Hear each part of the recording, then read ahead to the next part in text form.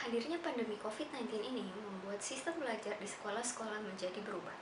Kini, sistem belajar yang diterapkan di setiap sekolah yakni online learning bagi para muridnya. Belajar online learning kini sudah diterapkan oleh masing-masing sekolah semenjak pandemi COVID-19 masuk ke Indonesia. Namun, ternyata penerapan sistem belajar ini mengalami kesulitan ketika diterapkan bagi murid TK atau PAUD. Para guru pun mengalami kesulitan ketika harus mengajar dengan perantara media online tersebut. Kalau menurut pribadi, kalau dampaknya ke pribadi saya memang sangat mempengaruhi aktivitas. Mulai di aktivitas di rumah, di sekolah, di pelayanan, di masyarakat. Kalau di rumah mungkin untuk pekerjaan setiap hari biasa dilakukan, tapi kalau memang sesuatu hari full di rumah pasti ada DP rasa bosan toh itu. Kemudian dari segi untuk berbelanja terbatas. Kalau belum ada DP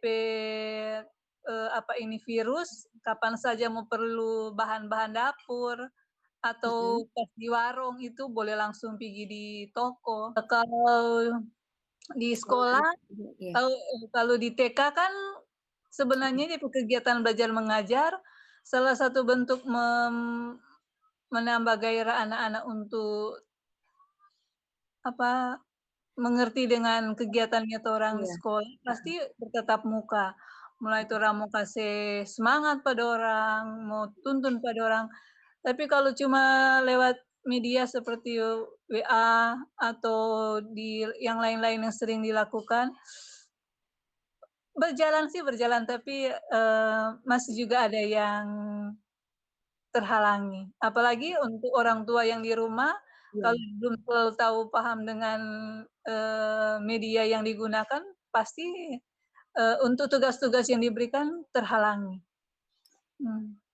Jadi kira-kira untuk kalau lebih ke pekerjaan, sebagai guru gitu, dampak yang sejak diberlakukannya online learning ini atau dari belajar dari rumah itu bagaimana?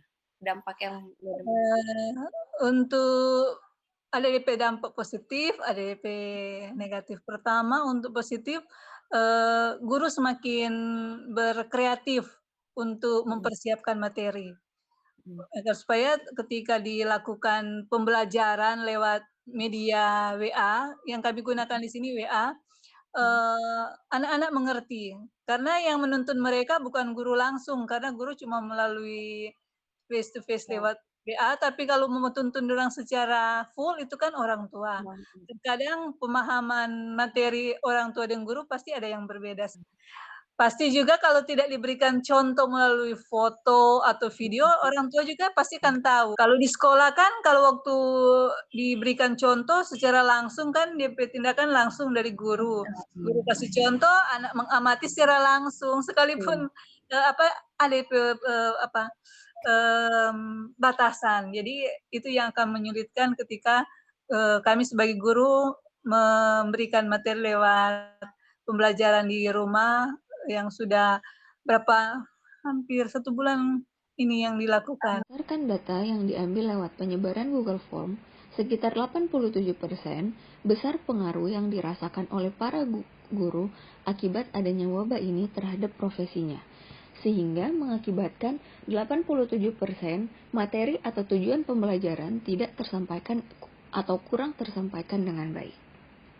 Kendala yang dialami oleh para guru bagi muridnya hampir 100%, yakni sekitar 95,7%, sehingga lebih dari 50%, yakni 52,2% para guru merasa bahwa pembelajaran daring ini tidak efektif diterapkan bagi guru dan murid TK atau PAUD.